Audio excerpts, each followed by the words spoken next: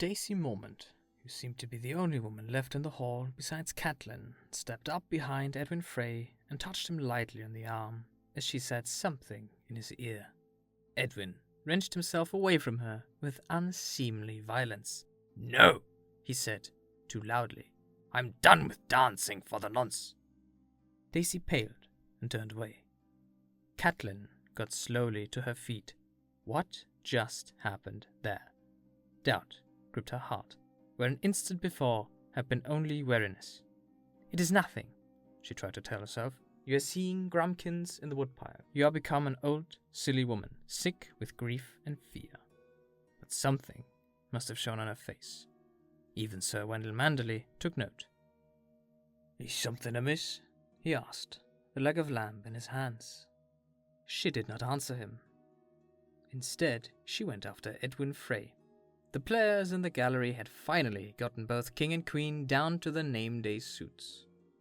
With scarcely a moment's respite, they began to play a very different sort of song. No one sang the words, but Catelyn knew the Rains of Castamere when she heard it. Edwin was hurrying towards a door. She hurried faster, driven by the music. 6 quick strides, and she caught him. "And who are you," the proud lord said, "that I must bow so low?" She grabbed Edwin by the arm to turn him, and went cold all over when she felt the iron rings beneath his silken sleeve. Catelyn slapped him so hard she broke his lip. Oliver, she thought, and Perwyn, Olysander, all absent. And Rosalind wept. Edwin Frey shoved her aside. The music drowned all other sound, echoing off the walls as if the stones themselves were playing. Rob gave Edwin an angry look and moved to block his way, and staggered suddenly as a quarrel sprouted from his side just beneath the shoulder. If he screamed, the sound was swallowed by the pipes and horns and fiddles. Catelyn saw a second bolt pierce his leg, saw him fall.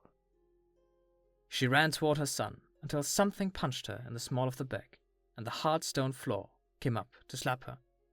"Rob!" she screamed. She saw small John Umber wrestle a table off its trestles.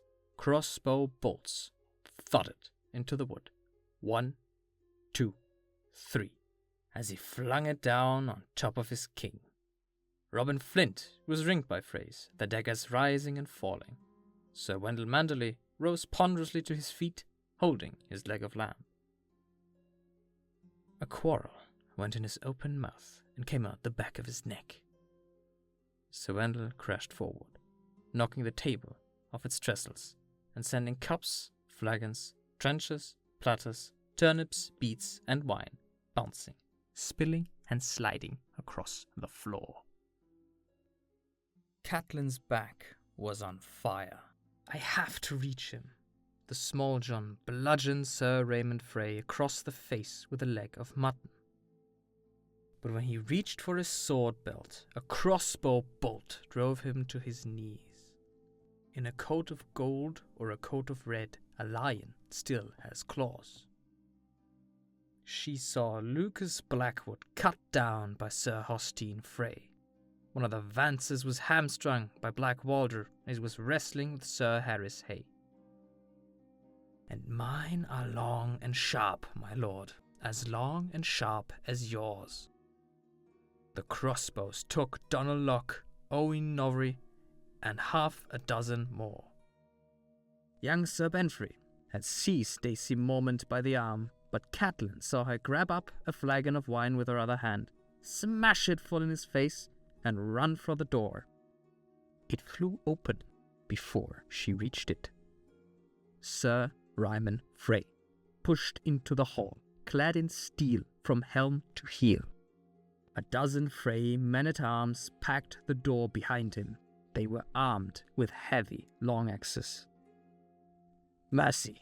Catelyn cried, but horns and drums and the clash of steel smothered her plea. Sir Ryman buried the head of his axe in Daisy's stomach. By then, men were pouring in the other doors as well.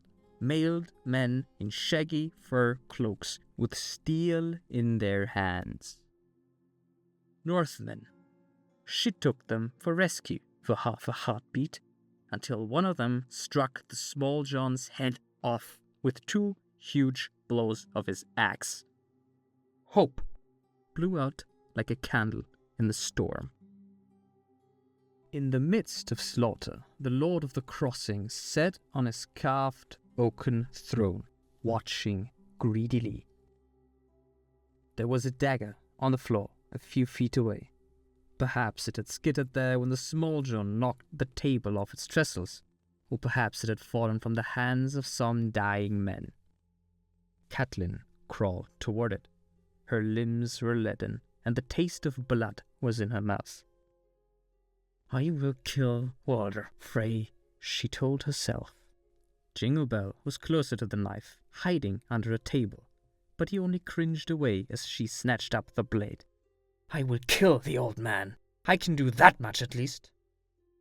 Then the tabletop that Small John had flung over Robb shifted, and her son struggled to his knees. He had an arrow in his side, a second in his leg, a third through his chest. Lord Walder raised a hand and the music stopped. All but one drum. Catelyn heard the crash of distant battle, and closer the wild howling of a wolf. Greywind, she remembered, too late. "Ha!" Lord Walder cackled at Robb.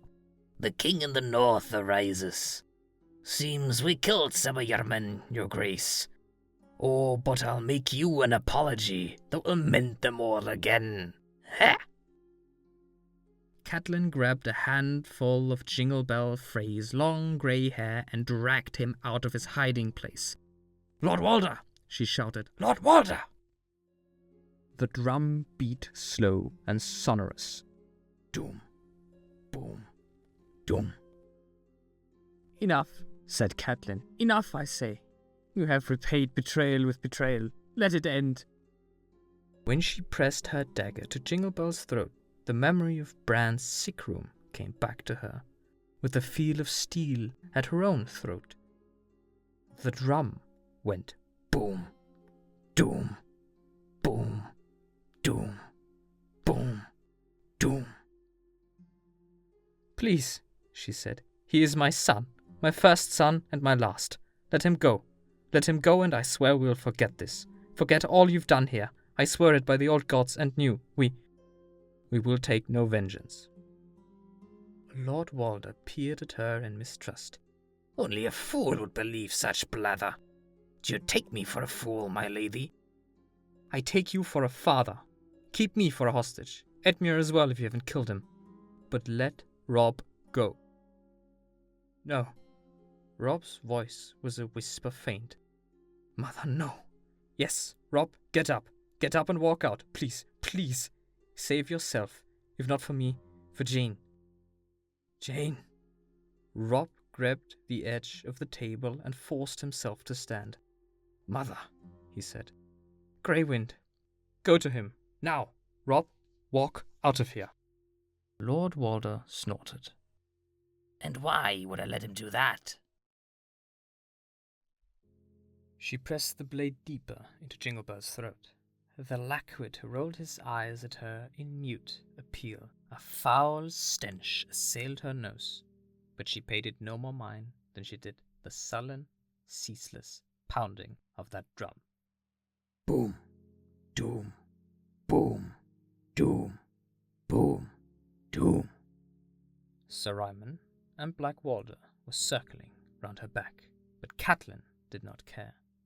They could do as they wished with her. Imprison her, kill her, it made no matter. She had lived too long, and Ned was waiting. No, it was Robb she feared for.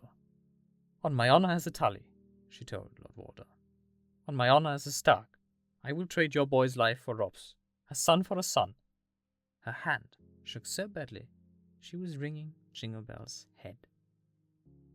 Boom, the drum sounded. Boom, doom, boom, doom. The old man's lips went in and out. The knife trembled in Catelyn's hands, slippery with sweat. A son for a son, he repeated. But that's a grandson, and he never was much use. A man in dark armor and a pale pink cloak spotted with blood stepped up to Rob. Jaime Lannister sends his regards. He thrust his long sword through her son's heart and twisted. Rob had broken his word, but Catelyn kept hers. She tugged hard on Aegon's hair and sawed at his neck until the blade grated on bone. Blood ran hot over her fingers. His little bells were ringing, ringing, ringing, and the drum went. Boom. Doom. Boom. Finally, someone took the knife away from her. The tears burned like vinegar as they ran down her cheeks. 10 fierce ravens were raking her face with sharp talons and tearing off strips of flesh, leaving deep furrows that ran red with blood. She could taste it on her lips. It hurts so much, she thought. Our children, Ned. All her sweet babes. Rickon, Bran, Arya, Sansa, Rob. Please, Ned. Please make it stop. Make it stop hurting. The white tears and the red ones ran together until her face was torn and tattered, the face that Ned had loved. Catelyn Stark raised her hands and watched the blood run down her long fingers over her wrists beneath the sleeves of her gown. Slow red worms crawled along her arms and under her clothes. It tickles. That made her laugh until she screamed. Mad, someone said. She's lost her wits. And someone else said, make an end. And a hand grabbed her scalp, just as she'd done with Jingle Bell, and she thought, no, don't cut my hair. Ned loves my hair. Then the steel was at her throat, and its bite was red and cold.